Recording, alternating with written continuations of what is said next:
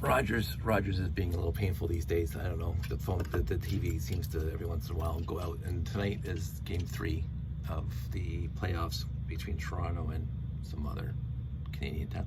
But it came back on. So you would call.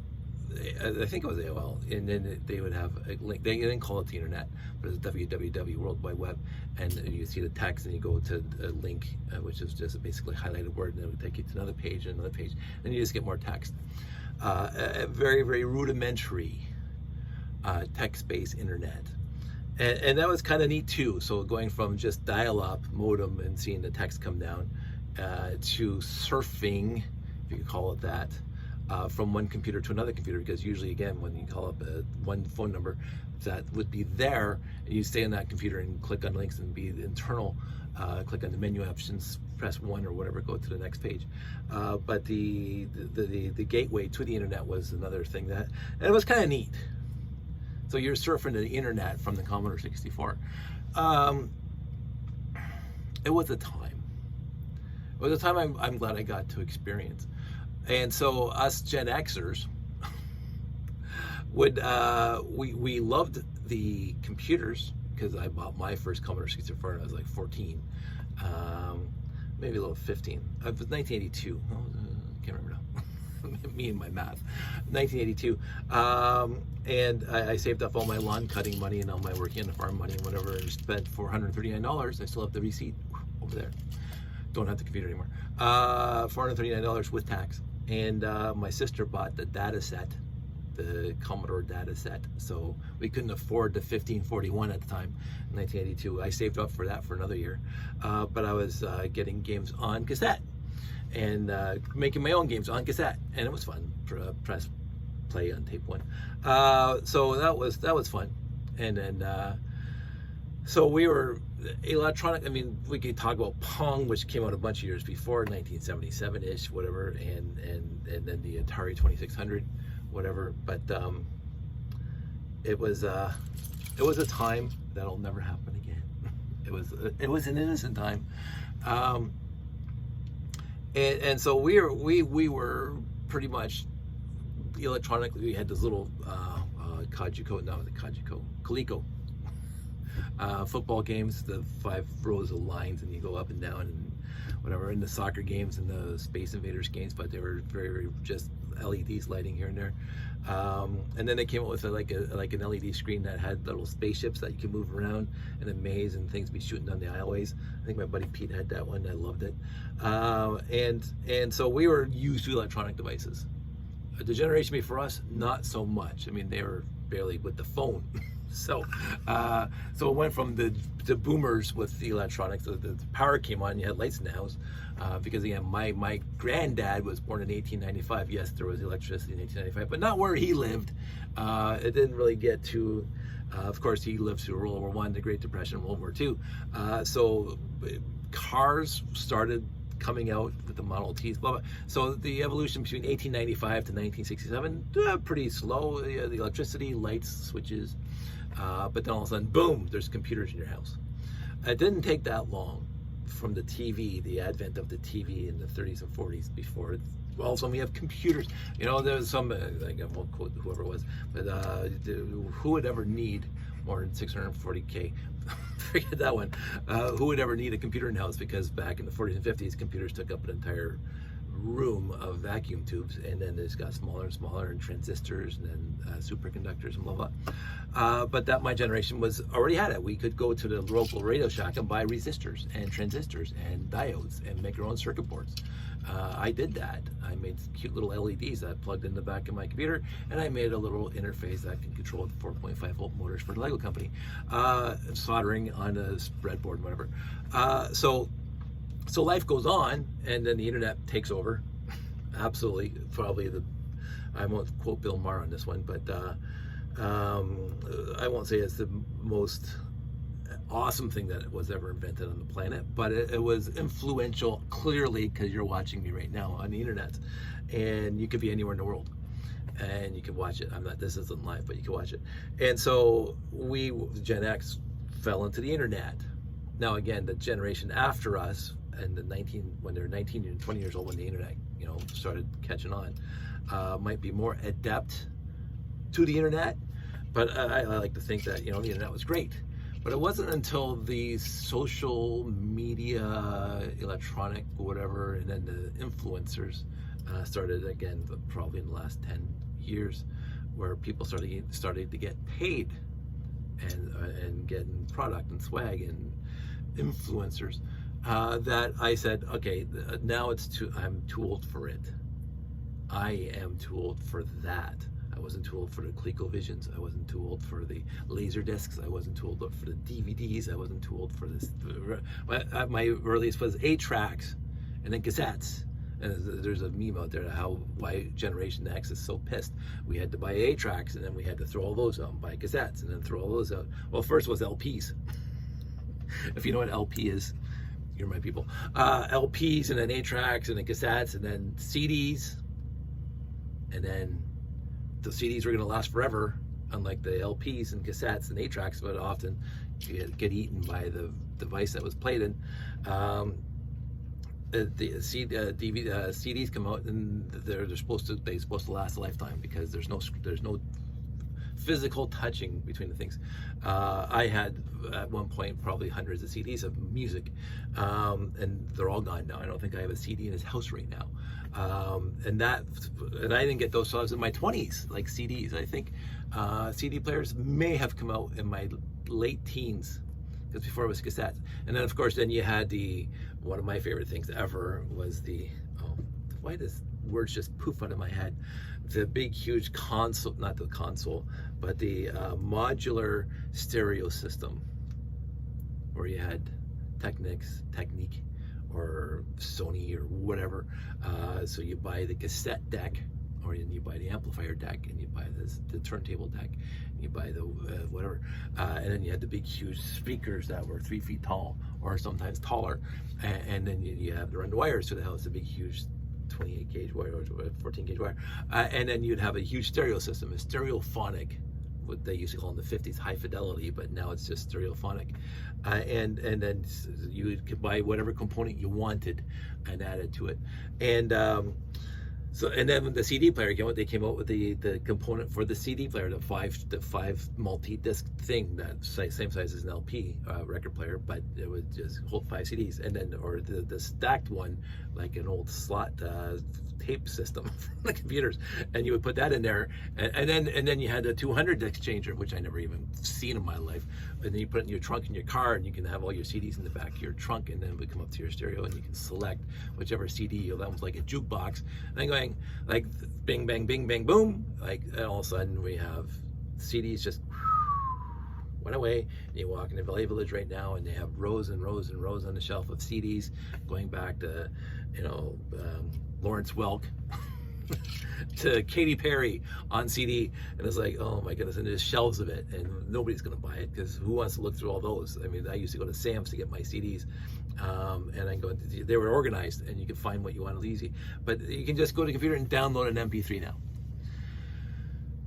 And then, like, so all that was 100% on top of it. I had downloaded Winamp. Winamp really whips the llama's ass to play my MP3s. And I remember, MP3 players, fantastic. On the computer, fantastic. And then they made the nanos and whatever.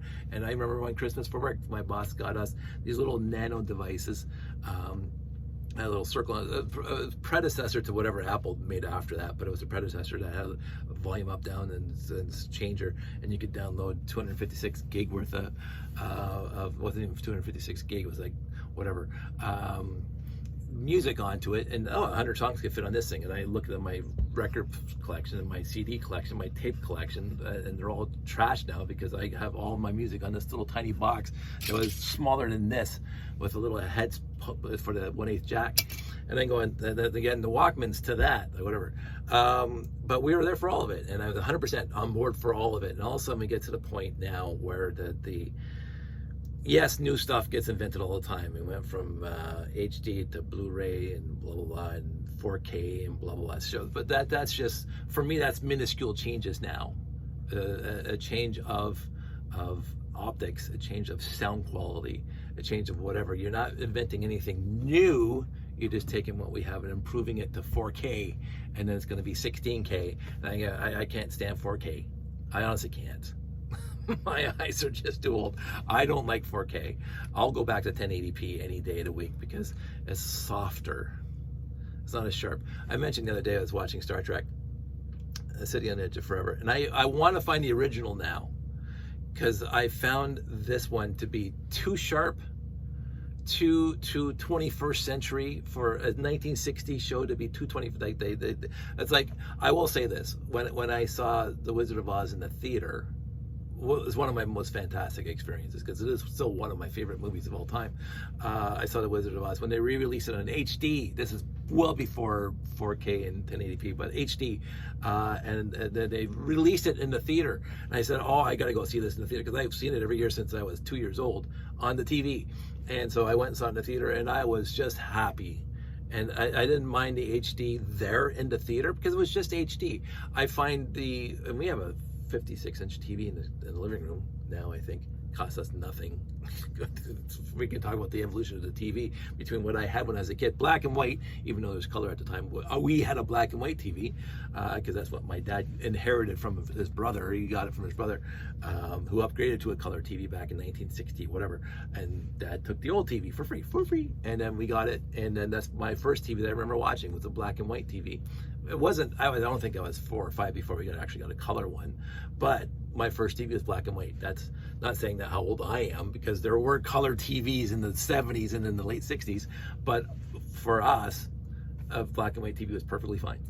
But those old floor consoles, fake wood, whatever, with the CRT that take 5 minutes to warm up sometimes, and then you have to degauss it every once in a while because, of course, the CRT with the magnetic magnosphere with the rays. If you don't know how CRTs worked, I thought it was one of the most interesting things on the planet with the raster lines. I thought that was just fantastic. I took apart a few TVs in my life and didn't realize that the capacitors inside the TV keep the power even when the TV's been off for years. But anyway, lesson learned with I was working at Computer Odyssey when somebody brought in a 1702 and said it wasn't working. And I don't know why it got in my head that I could take it apart and fix it. I honestly don't know why I thought at that point. I was not a TV tech. I could fix the computer, I could fix the floppy drive, but fixing a CRT, even if it's a 1702, the best model on the planet, 1702 Commodore Modder. So I took the back off and I'm sticking around in there and trying to pull out a circuit board, and I must have touched or shorted out the capacitor, and my hand went, the shock of that knocked my hand, like I hurt my shoulder. It went back so fast, and I wasn't conscious of how, like, that was the shock, I guess, the spark, the electric, the static went up my arm, and it was like that, and I was sore for a week. So yeah, don't do that. So anyway, so we get all this stuff that I was hardcore into, electronics and taking things apart and fixing things. Ask my parents, if you could, how much I took apart when I was a kid, their transistor radios and whatever. And I actually got to the point, my sister reminds me of all the radios I wrecked when I was a kid and all the electronic devices I wrecked when I was a kid. But I got to the point where I could put it back together. And so it got to the point where when laptops came out, and again, if you want to talk about the laptops, my first laptop that I got to work on was a 286. And if you know anything about computeries, there's XT, there's AT. The XT is like the Model T, and the AT is like the Model A Ford. The 286 was the next jump. If you look at that, and after a while, they came out with a laptop, and you couldn't really call it a laptop. It was more like a luggable. It was like 2.5 feet long. It was like 6 inches thick. The back end was solid, and you could put actually ISA cards in there. Again, ISA cards don't need to go there, but you can put ISO cards in there. But the front would open up, and it'd be an orange LED-ish kind of thing with a black background, and you turn on the computer, and the floppy drive would load up DOS 1.5 or whatever it was, 3.3, and then you could load Word Perfect, and it was all text. It was hardly any, like, there was no graphics hardly, but that's my first computer I fixed, was somebody's laptop, and luggable. I had to replace the power supply, and because I took apart radios and TVs and electronic devices literally my entire life since I could hold a screwdriver, I was able to do that. And I said, oh, this is kind of interesting, but I can do this. And then I went and took computer systems, and then got more and more involved in the hardware and the computer systems course that I was in the 80s. After year 2, you could kind of differentiate to hardware more or software more and become a programmer. I went towards hardware. Do I regret that? I'll tell you, my friends made a killing in Y2K that kept the software up, the programming languages, because the Y2K with the COBOL programming, they had to go back and fix all the banking machines. The reason why there wasn't a huge problem with Y2K is because since the late 80s and early 90s, my friends were fixing the computers that were running that would have blown up during Y2K and lost all your money because the digits were not, they were fixed. Y2K fundamentally was due to lazy programming back in the 70s and 80s, going back to the 60s, 70s, and 80s, with programming that says when you're making bank machines for tellers, you don't want them wasting their time entering 4 digits for a date. So the 19 was hard-coded on the screen as well as on the databases. 19 was hard-coded. You couldn't change it to 20. And so here's really, really quick, to try to keep it as simple as possible. It's December 31st, 11:59 p.m. in 1999, and your, shall we say, your interest rate is being calculated for the next day, and it's whatever percentage points goes up per day or per week or per month, whatever. So all of a sudden, the date changes from 1999 to 1900 because it can't go to 2000 because the 19's fixed. The 19 is fixed. You only add the last 2 digits. So from 1988, they only added 1 to 88, 89, 90, 92. So all of a sudden you get to 1999 and you add 1, it goes to 1900. That's Y2K in a nutshell. That's it. No, people, oh, it was much more complicated. No, it wasn't much more complicated. It was absolutely not much more. Now, fixing it was complicated, but that's the issue with Y2K. And it was, and people say, oh, afterwards, oh, it was a nothing burger. Nothing happened. Of course, nothing happened, because when I was in school in 1988, taking computer systems at Mohawk College, we knew then that we had to do something for Y2K. It wasn't up there in the news every day like it was from 1996 to 1999, but it was something that my friends who went into and kept their COBOL programming up into the early 90s got hired by these banks and paid. They would call me up, Dave, you know how much money I made this week? They would call me up. Do you know how much money I'm making right now to fix these old mainframe computers so the Y2K won't be anything?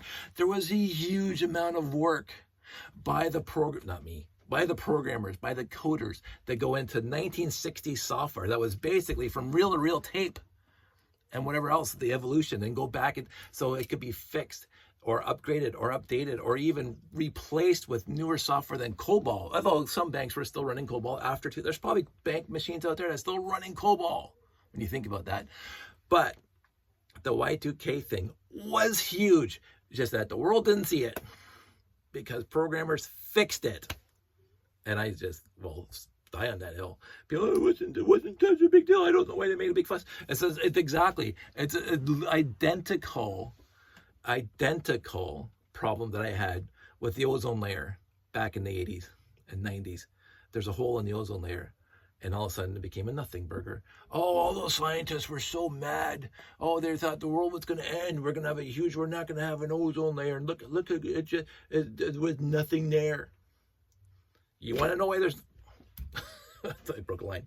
You want to know why there was nothing there for the ozone layer? Because we fixed it. We eliminated CFCs coming out of your spray underarm deodorant. Where do you have the CFCs in the underarm? Since then, we eliminated the stuff that was killing the ozone layer, and the ozone layer healed itself. The planet will heal itself if you let it be. It will heal itself as long as you don't keep on throwing gas in the fire. It will heal itself as long as you don't keep on polluting the atmosphere with CFCs. The reason why the ozone layer, it wasn't a nothing burger. It was serious, and the world took it seriously enough to change underarm deodorant and other things that use CFCs. chlorofluorocarbons, in case you think you don't know what you're talking about. But that was a psh. I remember I had that when I was a kid. Now I just have this men in speed stick. But these are not nothing burgers. They turned out to be nothing burgers because smart people fixed them. I'm sorry, this went off on a tangent where I was going to go.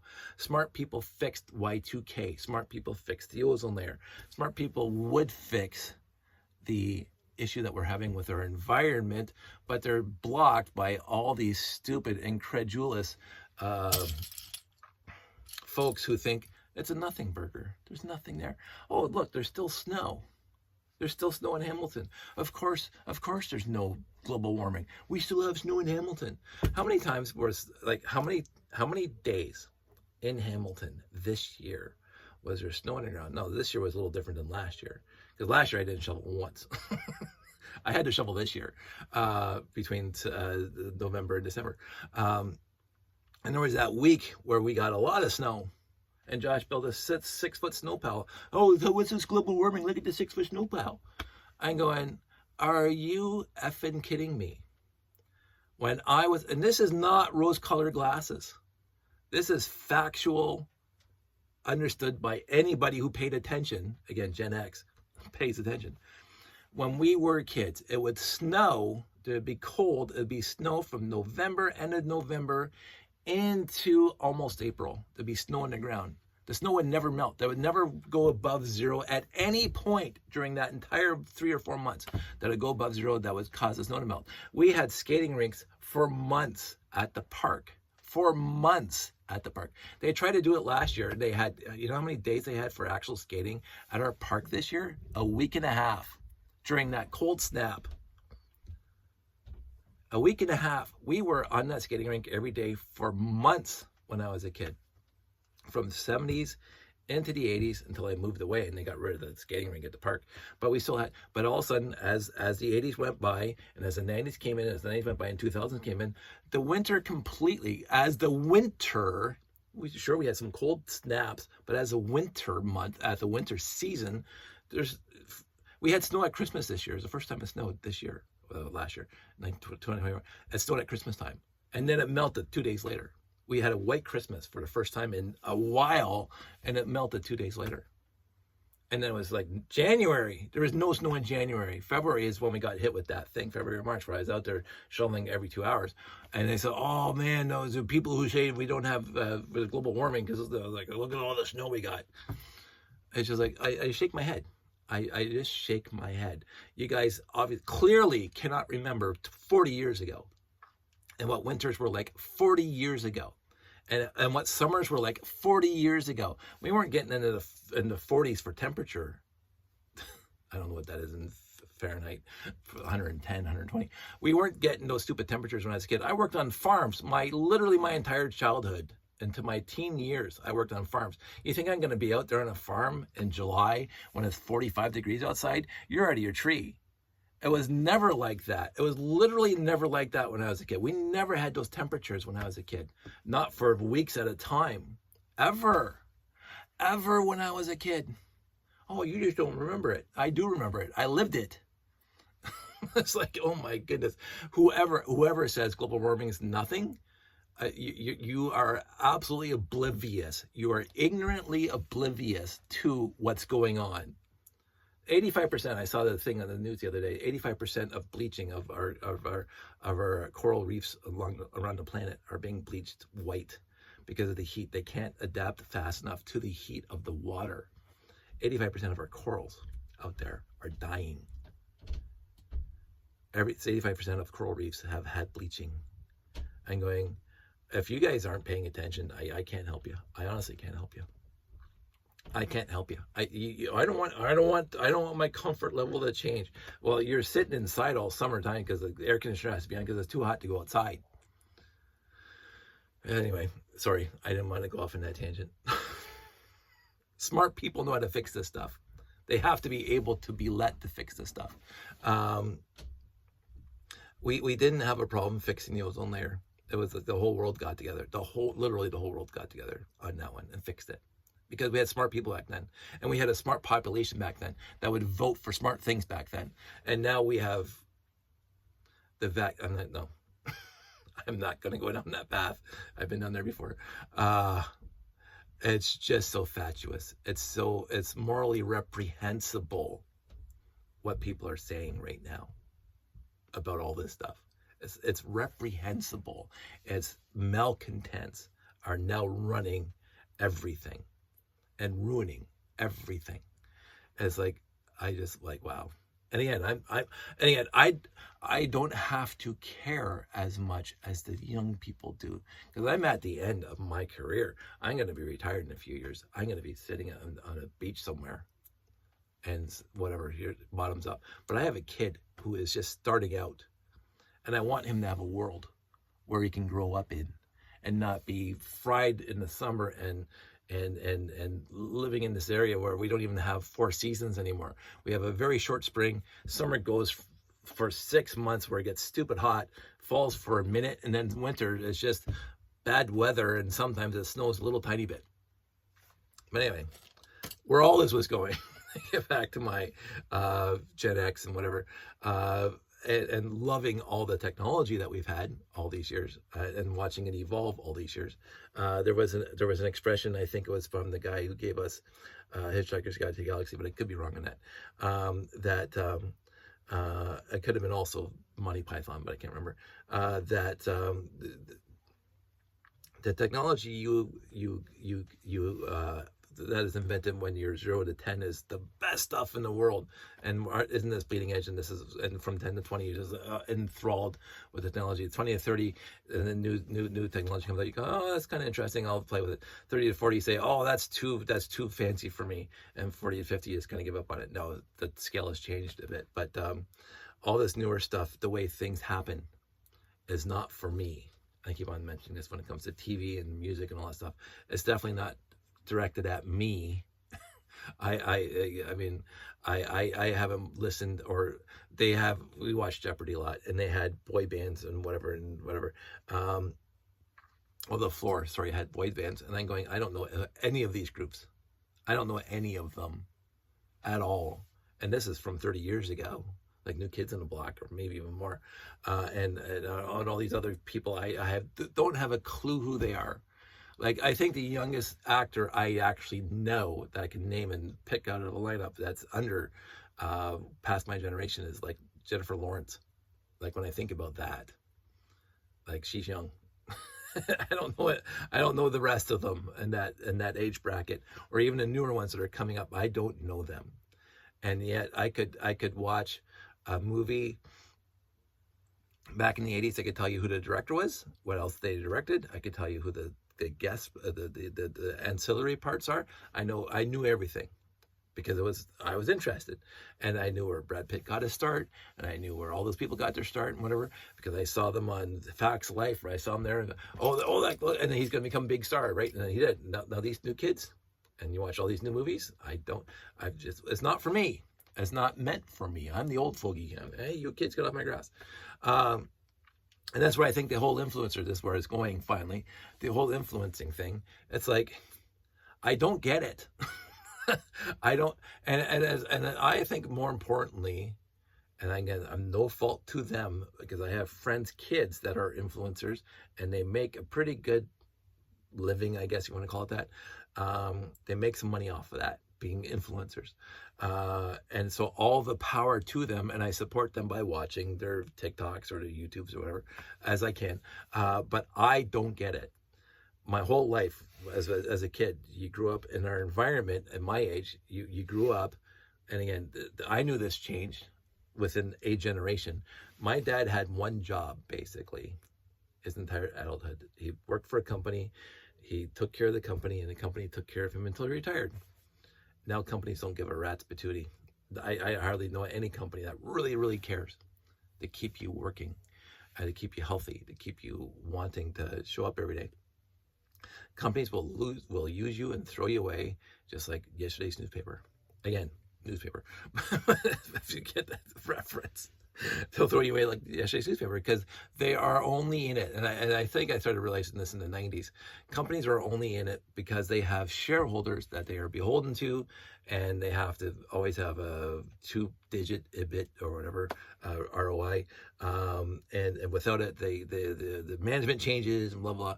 I was working for 3 companies now, 3 big companies.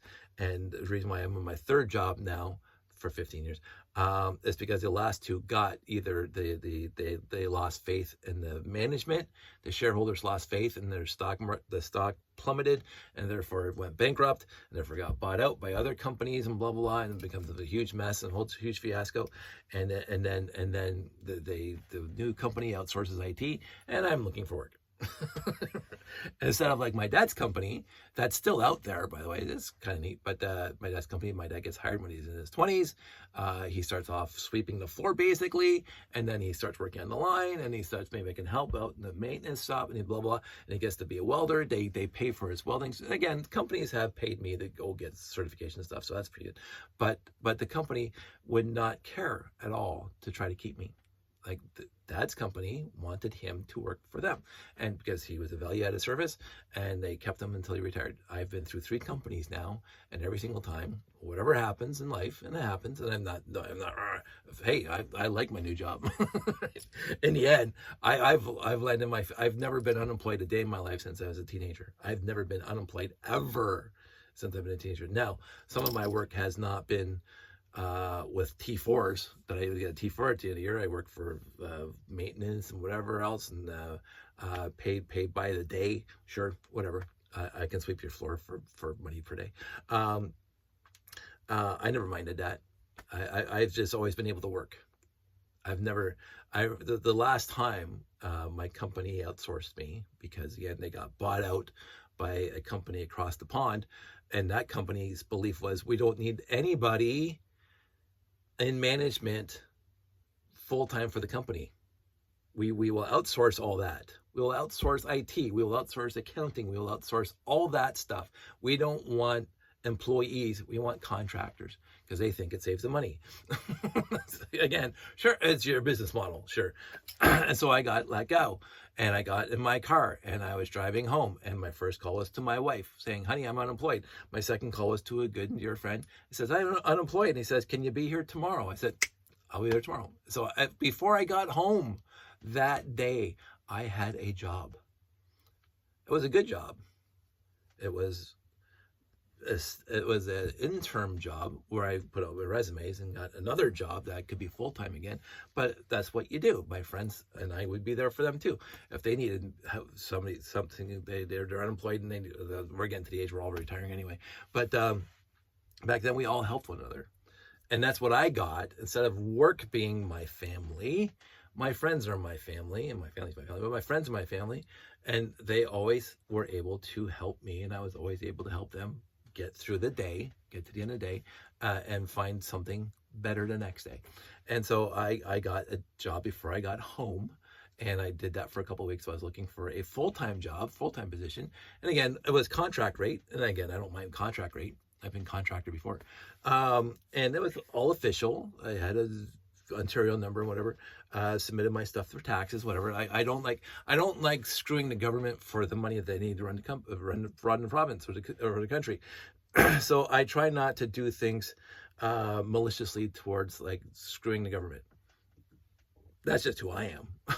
So I think I'd rather, because again, when I have my emergency gallbladder surgery, I'd rather have that supported as or free healthcare than not.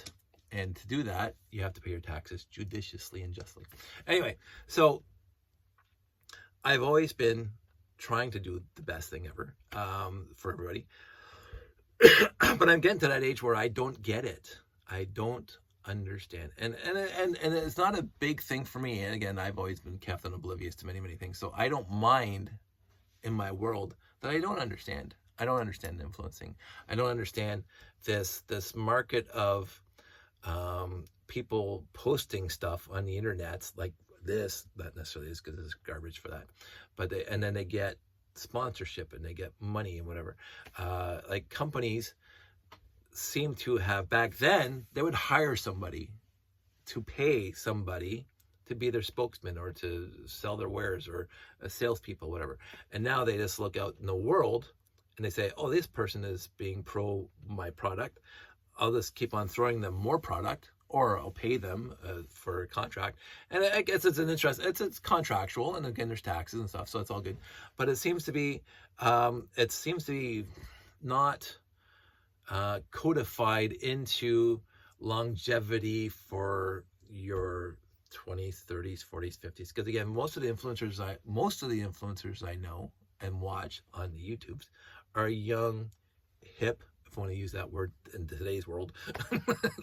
I would not know what the latest version of the word hip is, but they are wanted and watched by millions of people. Is that what it's going to be like when they're 30 or 40 or 50? I don't know. I don't know what the future holds, because again, I don't understand the last 10 years in this stuff. Because I was told, as I said, growing up, you work either a 9-to-5 job or whatever, and you work and you get a paycheck, you get a salary, you get whatever. And you show up and you get your weekends off and you get your vacation books and whatever. And so that's 90% of the workforce is the 9-to-5 or the 10-to-6 or whatever, maybe night shift, whatever. You work, you get a paycheck every 2 weeks. And then you put it in the bank and you pay your bills and you go out in the town, you go to dinner, you go on vacations every once in a while. They save up days and money for your vacation days. You get 4% or whatever it was. I don't pay much attention to it. I haven't had to pay attention to it for a long time because the paychecks come in and everything is paid for. So I don't need to. I used to really this money that I'm getting on this paycheck is this X amount, and this is going to go to that, and that's going to get that. Now there's money in the bank after working all these years, and so a bill comes in. I don't have to think about what paycheck I'm getting to pay it. I just pay it, and that's it. Well, Sandy pays it because I admire myself a very fine and wonderful and smart and articulate and very, very on top of things wife who does take care of this stuff for me, and I can't complain about that. So, but for 35 years now, I've been working for a paycheck. You put in your hours, you get a paycheck, and you are an employee. So you got benefits from the company and blah, blah. So all these influencers don't have that. And the sponsorship could dry up tomorrow. But again, I've lost 3 jobs, so my job could disappear tomorrow too. So again, I'm not being negative towards influencers. I think it's an interesting thing. It's not for me, as we can see, but it's an interesting thing. And again, the world has shown to me over all this time that I've been around that the ebbs and flows and the society changes, and as ideas about what's normative has changed so much in my own lifetime, and it's becoming faster and faster and faster to change. It's like for the 15th to 16th century, for those 100 years, things didn't change much. From 16th to 17th century, things didn't change much. From 17th to 18th century, the Industrial Revolution is starting to ramp up a little bit. 18th to 19th, really ramping up. 19th to 20th, the 20th century was like just a bunch of change. But let's be perfectly honest, if you look at it, 1900 to 1914, pretty static. There was a war, a bad war, and then when the war is over, there was a decade of opulence and whatever, the roaring 20s. So, but that was a decade. Not too much change during that decade. There was a war, and then there's a decade of no change, and then there's the Depression, no change during the Depression. Between the Roaring 20s and the Dust Bowl 30s, there was a huge change. And what was that? Oh yeah, money. But then the 30s, and then that ended during World War II, 5 years, and then from 40s, 45 to 50, 50 to 55. 55 to 60. So the change became more compact. The static became very, very, and now everything's basically fluid from one day to the next. Not to bring this to gender or anything like that, but because people use that term fluid in that kind of context, I'm using that in the fluidity of how much things are not the same from basically one day to the next. And I find it, again, I don't lose sleep over it. I'm not saying I'm reeling my fist again. Oh, look at all this change. I love change if change is good, and even if I don't understand it sometimes. So I would not shake my fist towards influencers. Have at it. If you're happy and comfortable doing what you're doing, I do find, however, from my perspective, talking to the younger kids, they don't have thoughts about tomorrow, and tomorrow not just like the tomorrow next day, but tomorrow as in the rest of their life. They're living for today, and look, I'm making money today, but what happens tomorrow? Like, it's like it comes down to from our generation, because we were brought up by people who grew up during the war, and they were brought up people who lived through 2 world wars and the Great Depression, that you have to think about tomorrow, not just tomorrow, but next week, next month, next year, next decade, until you retire. You have to think about that, and so you have to be ready for anything that comes along. The Boy Scout model, be prepared. And so I grew up from it. I was brought up by a generation who was always worried about the rest of your life, as not just today. You don't live for just today. You have to think about tomorrow and the next week and next month, next year, and that was instilled in me. Now, did I follow it a lot? No. Do not give thought for tomorrow, as it says in the Bible. Tomorrow will take care of itself. But there's a whole bunch of pithy comments about pithy ideas about whether or not you should worry about tomorrow and whether or not you should not put any effort into tomorrow. I like to think you should find a balance between keeping yourself happy today versus making sure your potential future is also being taken care of. So you shouldn't be miserable today and not, go out and visit friends or go on a vacation, an expensive vacation, or go out for dinner at the restaurant today while you're in your 20s, 30s, and 40s. You should always put every single dime into whatever savings account and or investments that you can. And so just buy a crappy little car and eat ramen out of a bowl because you want to put all your money away. I've known people like that. That's not fun. Not that fun. But also on the flip side, with no thought for tomorrow, hey, I got $10 in my wallet today. I think there's a bill coming up tomorrow or next week that I have to pay for. But screw that. I got $10 in my pocket. I'm going to go buy something that makes me feel good. That's also not conducive to longevity of happiness. Happiness has to be based on not only what's going to make you happy today, but knowing that sometimes you have to put something aside for tomorrow and the next day and the next week and next month. That's how I look at it. And I don't understand how influencers are doing that. I think that's where I wanted to go with all of this. But again, I cannot complain about it, nor will I want to, because I do have a very good dear friend who has a very, very, very nice lifestyle right now with influencing and stuff, and she's getting along just fine, and she's all over Europe and she's having a great time with her life, and I'm so happy for her. And yes, I also believe, because she is wise enough to have thoughts of tomorrow and what she wants, where she wants to be next week, next month, next year. And so I'm very, very happy for her that she's living the best life she can. And she's doing it now while she's in her 20s, because who knows what's going to happen tomorrow. So in the end, all this stuff said, it's an interesting time to be alive right now, because we have literally no idea what's going to happen next week, next month, next year. We don't know what's going to happen next week after the vote. So that's going to be interesting. I'm going to be watching that pretty closely. But it's never been boring. It's never been boring ever, and it's getting less and less chance of being boring every single day. Because again, before these epochs, use the term epoch for a couple of years, these every 10-year things where things didn't change, and all of a sudden there was a little bit of a revolution or something happened, radically changed things, and all of a sudden it's a little different the next, like from centuries to decades to years to now. It's almost like every other month things are different and whatever. I'm here for it. I am not shaking my fist at the idea of change. I actually like the idea of change, and I also like the idea of like just sitting here and wondering what's going to happen next, because it's never ever been boring.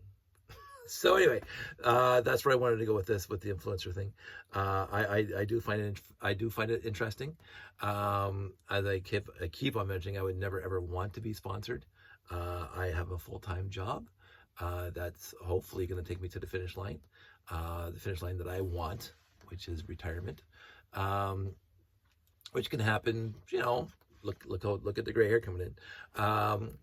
We'll see. And again, I also fell into, because of me taking apart Radio Shack radios back in the 70s and whatever else I could, I also fell into a job just by my childhood and what I was fascinated and obsessed about when I was a kid. Got me a job that I've been working for 35 years. Maybe 3 different companies, which is kind of sad for me. Because I'm a lifer for anything. I like stability in a job, and yet these companies keep on doing whatever that causes them to go bankrupt. But I am doing a job that I can do well into my 60s. I'm not stressing the body out too much. I'm not lifting servers anymore, nor are there servers to lift anymore. Back again, the evolution of that, I was lifting these huge servers back in the day and these huge things for the racks before, and all that's kind of gone away now with the whole virtualization and the whole Azures and blah, blah, blah, that I don't have to install racks anymore. I don't have to install servers anymore. I don't have to lift heavy things anymore. The only heaviest thing I lift now, yes, it's true, is UPS. But that happens every 7 years. So it's not like me carrying servers every week to various locations to spool them up and take them down. And even the CRTs have narrow flat screens. And for the love of everything, some of those CRTs were stupid heavy, especially when the executive wanted a 21-inch CRT. So back in the day, oh my goodness, with a DVI connection, those things were not light. They take up half a desk as a CRT. It was like, oh my goodness, and then they move offices, and I have to take that CRT and load it up and then unload it and set it up again. Not fun. But now that I'm older, and I will say weaker, because again, I was stupid strong in my 20s and 30s. I haven't done any kind of exercise for the last couple decades. That I don't have to lift anything heavy anymore in my job. I don't have to, and we do have kids working for us. Let them lift it if there is something heavy. I get to play more. I'm going to say that. I get to go up on lifts now and, do network support across joists and stuff. I really enjoy that, because why not, right? So I am situated fantastically well. Full-time job, pays the bills. It's a steady paycheck. It is salary. And I work with the best people I know across the board at my level. At all the other divisions and the salespeople and the HR people and all of them, the accounting people, they're just adorable. Us peons in the trenches. I absolutely adore my job. But again, I adored all my old jobs too, but for the same reason, because I work with wonderful people. I won't mention who I work for, but I work with fantastically awesome people. And I will move the world for them, because it's my job to. First of all, my number one motto for IT has always been, if you can't do your job properly, I'm not doing my job properly. It's to me, that's as textbook simple. And I'll just keep on doing it. I'll keep on doing it until I don't want to do it anymore. And the politics comes in, rears its ugly head. Right now it's a dull roar. Again, management, whatever, never wanted it. But in the end, that is far outweighed by the wonderfully salt of the earth people I get to work with and get to see every day at the office. Anyway, I've gone on enough. I was supposed to be about influencers specifically, and I went off on a whole bunch of interesting tangents. I was going to talk about this stuff, but that didn't happen. So that's it. That's all. I will talk to you guys soon.